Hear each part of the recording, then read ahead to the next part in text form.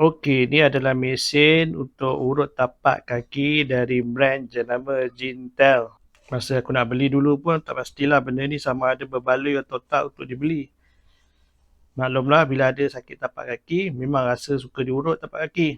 So aku tunjukkan contoh macam mana mesin ni berfungsi. So mula-mula korang masukkan kaki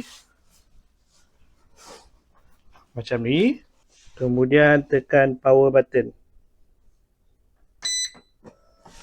Oh, memang best diurut tapak kaki. Mesin ni diurut tapak kaki sahaja. Dia tak urut belah atas, tak urut belah tepi. Tapi dia urut tapak kaki daripada depan, ibu jari kaki sampai ke tumit. Dia ada setting untuk tukar pilihan mode mengurut. Dia ada timer. Kalau korang tanya aku sama ada berbaloi ke tak beli mesin ni, kalau tanya aku secara peribadi, ya aku suka lah.